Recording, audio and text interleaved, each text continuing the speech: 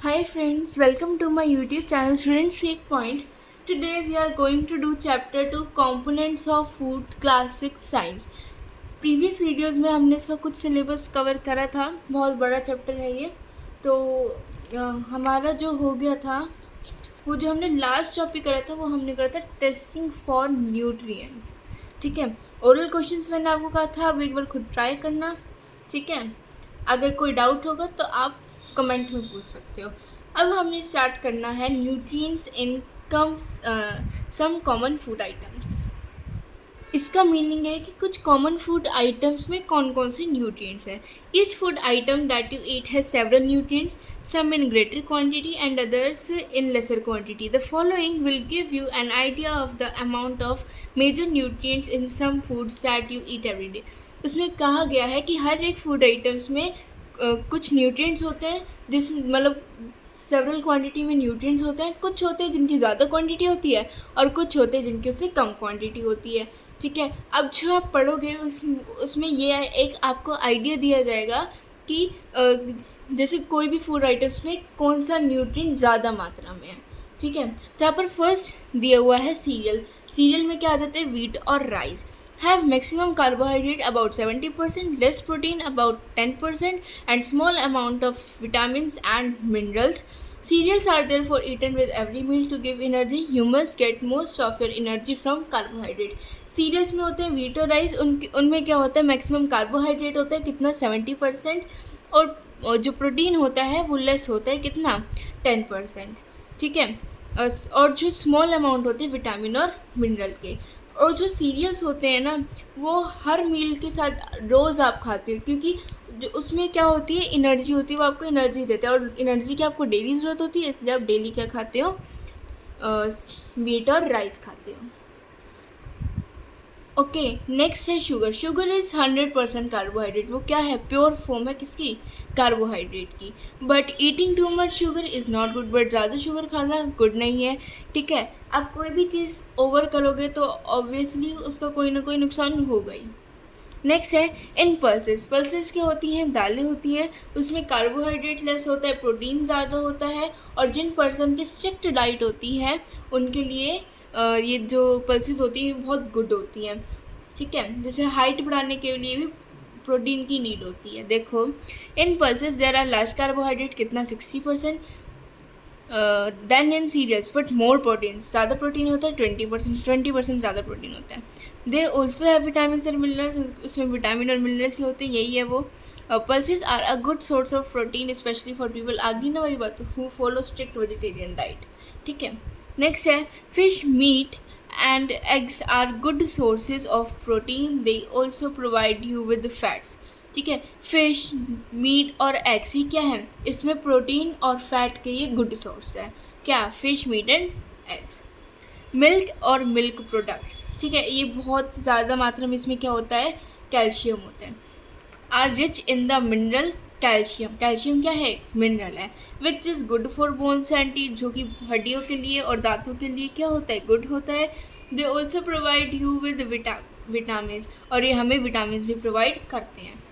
और crates mainly rabbits खाती है, विटामिन ए उसमें होता है, जो कि आइज़ के लिए क्या होता है, बहुत ही गुड होता है।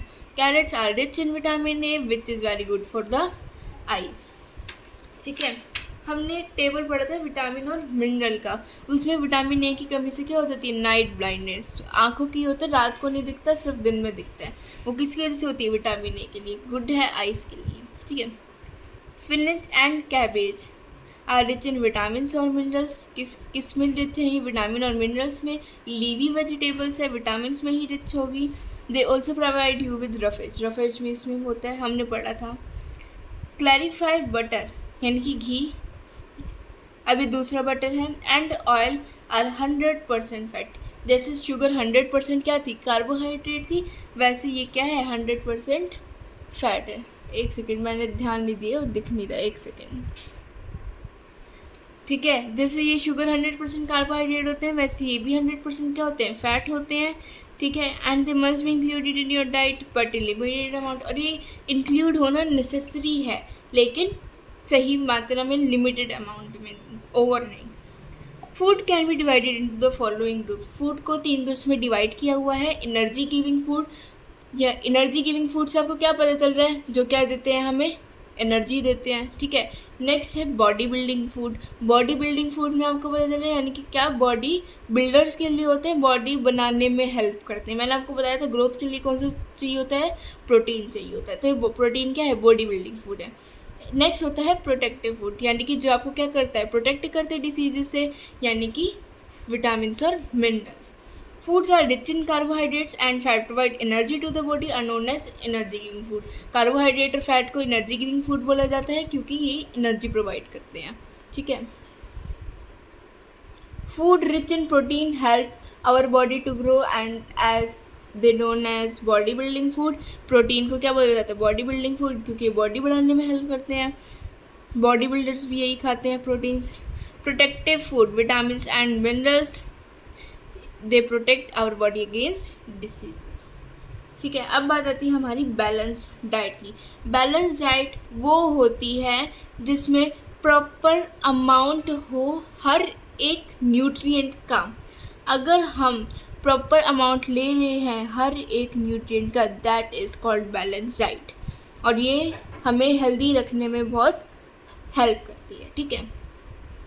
To remain healthy you need all the nutrients in the right amounts. No single food item contain all the nutrients, therefore you need a combination of food item, ठीक है। हेल्दी रहना है तो आपको हर न्यूट्रिएंट की ज़रूरत होगी राइट अमाउंट में, और ऐसा तो नहीं है कि कोई भी आप एक फूड आइटम खाओगे तो उसमें सारे न्यूट्रिएंट्स होंगे। इसीलिए आपको क्या करना पड़ता है, कॉम्बिनेशन खाना पड़ता है फूड आइटम्स का, क्योंकि हर एक एक सिंगल फूड में सारे न्यूट्रिएंट्स नहीं पाए जाते।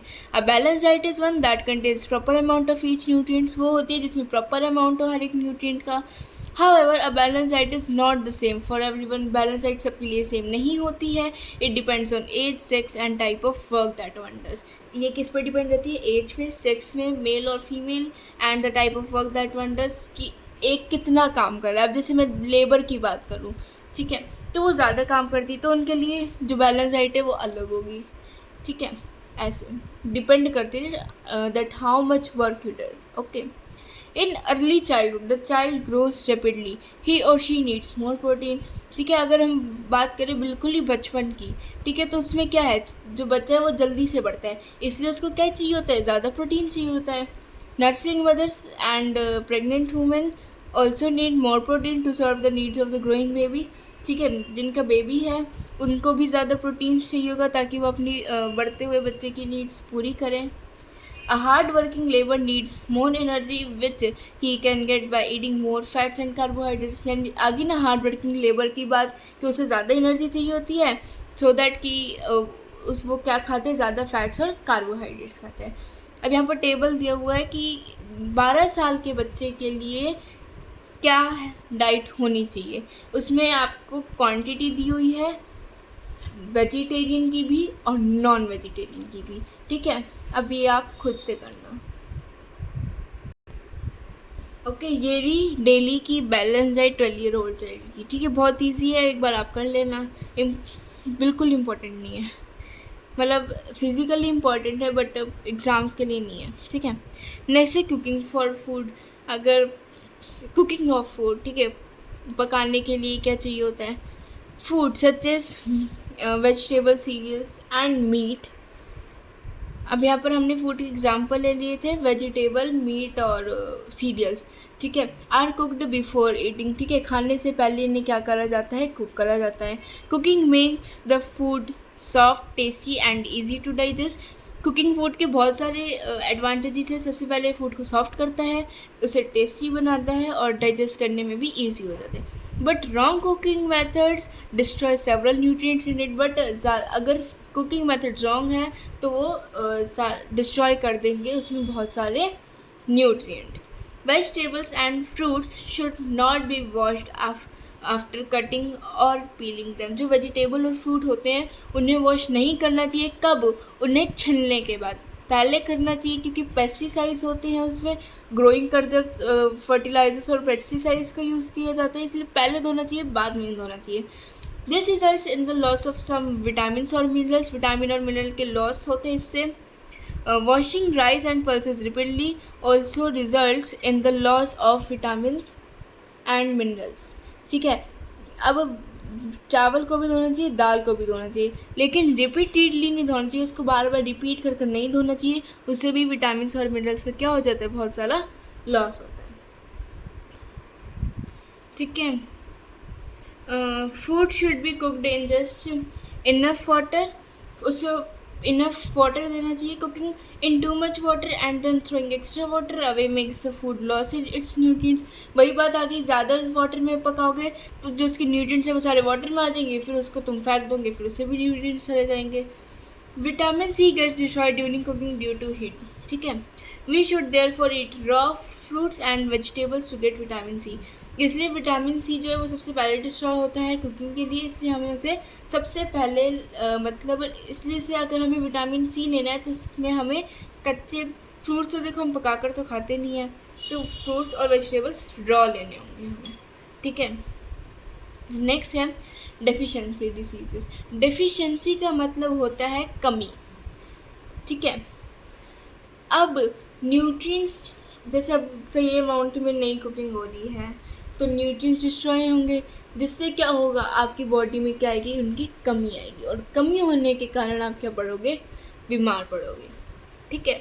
तो डेफिशिएंसी डिसीज़ वो होती है जो न्यूट्रिएंट्स की कमी की वजह से होती है. ठीक है.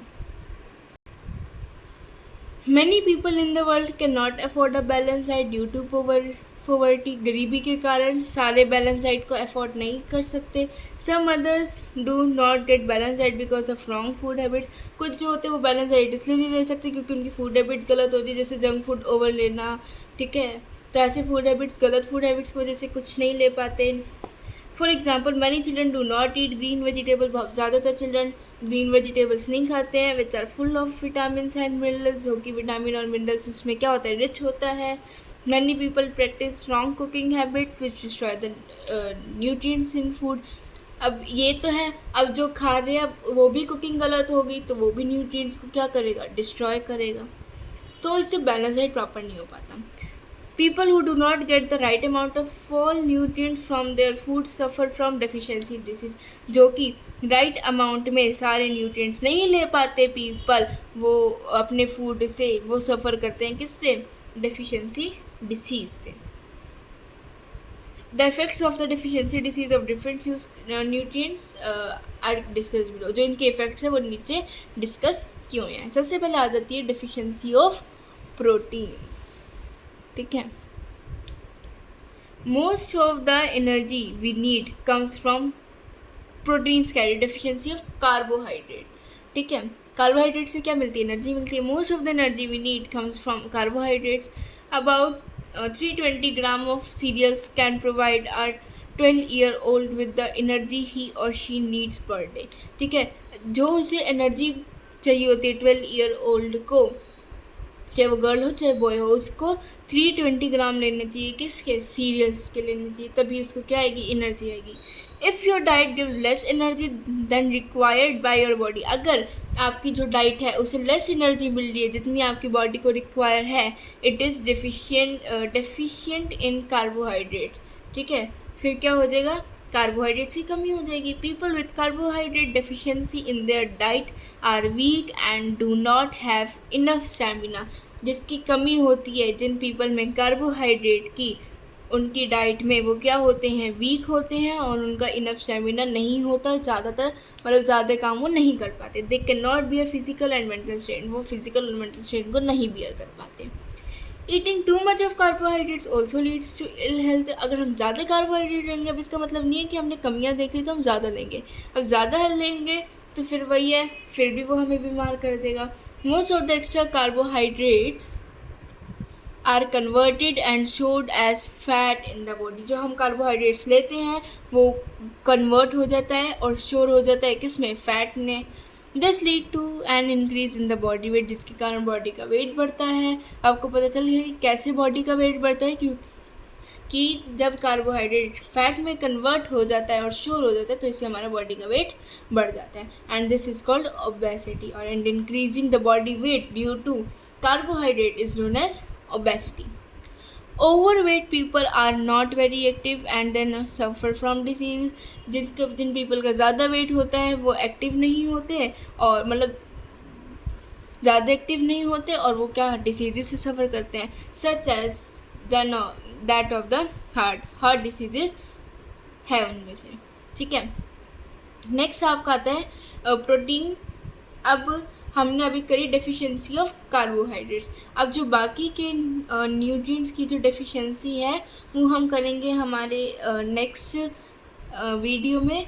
ठीक है, नेक्स्ट वीडियो में आपका ये चैप्टर हो जाएगा कंप्लीट, और उसके बाद हम आगे का सिलेबस करेंगे। ठीक है, मैंने आपको प्रीवियस वीडियो में कहा ही था कि जो सिलेबस अभी है उसको 2 वीडियो में और बनेगी। मैंने वैसे आज काफ़ी खींचने की कोशिश की बट हो नहीं पाया पूरा। ठीक है, ये सारा हमने करा। ओके, सो मिलते हैं नेक्स्ट वीडियो में। आई होप कि आपको समझ में आया होगा तो please like share and subscribe. Okay, bye bye.